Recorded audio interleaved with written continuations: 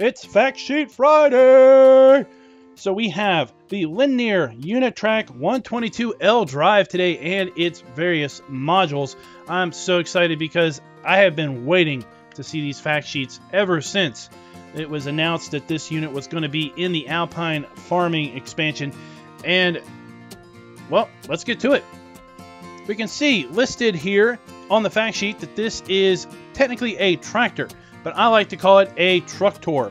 Looking at the cab, it appears to have a seat and control arm similar to that of a tractor with the optional front hydraulics, and we'll see in later photos rear hydraulics. It has other tractor features as well, but you've got to say the overall design is very much truck inspired, hence my nickname of the truck-tor. With 122 horsepower, it's a bit on the expensive side at $153,000 compared to other tractors in this horsepower range. But where this thing really has its niche is in the modular attachments for the back. Here we see it with a dump bed attachment, and while we don't know from these fact sheets what the exact storage capacity is on this, we also aren't quite sure, but looking closely at the dump bed, it looks like the sides might fold down, which would make this perfect for loading bales or pallets to transport between the shop and the farm. Looking at other configuration options here on the fact sheet, we can see that this has a max speed of 40 kilometers per hour or 24 miles per hour. Comes with a few different tires options in Midas or Trelleborg, and the configurations for those tires are standard, wide, and twin wheels. Now, I do wish that we would have seen in some later fact sheet images of some different wheel configurations, but we only see what I'm guessing is the standard tires. Now, I went and looked this thing up in real life, and here we can see a photo of a Unitrack 92 P5 model with the Forage wagon attachment on the back. Looking at the website, listed some other interesting facts about these Unitrack models.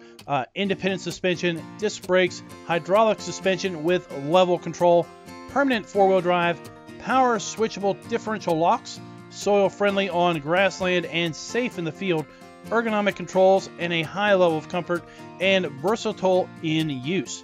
Now, some specific facts about the Unitrack 112 LDrive model is this thing has a weight of 3,475 kilograms or just under 8 tons and a wheelbase of 2,750 millimeters, or for us Americans around 9 feet. Now, the Unitrack 122 LDrive is actually going to be available right now. In November 2020 is when this model is coming out in real life, according to the website. This model uses a Perkins Synchro turbo diesel engine, stage 5 with 4 cylinders, and as we know, 122 horsepower. Other key features of the 122 LDrive is 500 newton meters of torque at 1500 RPM.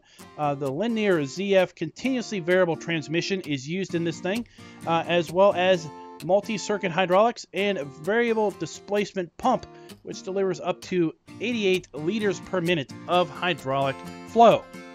Now, we're going to take a look at the Mistral 3400 SR manure spreader attachment for the Unitrack 122 in our second fact sheet. This thing holds 3,400 liters of manure for $20,000, which does put this on the expensive side of Pooflinger's as compared to the Superflex 800 Farm Tech manure spreader that is in-game for $27,500 and has a capacity of 10,500 liters. The Mistral does have a working width of 12 meters or 39 feet, which puts this over the Farm Tech unit. And just like the Kuhn SLC 141 manure spreader, this unit is side discharge, which I know some players likely will not enjoy as much as the rear discharge units. Now, if we look really close at this unit, we can see in the back what looks like some cogs and areas where this thing might just rotate. So I'm not really sure if we're going to see that rotate in game, what the functionality of that capability is. I tried to look this thing up in real life on the internet, and I really didn't turn up much of any real information. Next up on our march through the Unitrack 122 LDrive modules, we have the Agar ADF 3200 slurry spreader. This thing comes in at $20,000 for just 3,200 liters of capacity, which makes this thing fairly expensive for its capacity compared to the Garant VE8000 slurry spreader, which is in-game at a cost of $23,000 and holds 8,000 liters. But we do have a slightly larger working width of 10 meters or 35 feet with this particular unit. 17 kilometers per hour working speed, 10 miles per hour for those that understand that. This thing obviously will work with digestate or slurry. And overall, the key to this is the modular approach that the Unitrack 122 LDrive really brings to the table. And the final fact sheet that we're going to take a look at here today is the Swiss Elite S31 Forage Wagon. This, once again, is a Unitrack 122 LDrive module. Has a storage capacity of 12,000 liters and has a cost of $21,500. Now, unlike some other modules that we've seen today, that actually puts this at about half the price or half the capacity compared to the in-game Xelon CFS 2501. Now, I do know that we do have some other Forage Wagon options with this DLC. But the theme of today is the modular approach of the Unitrack platform.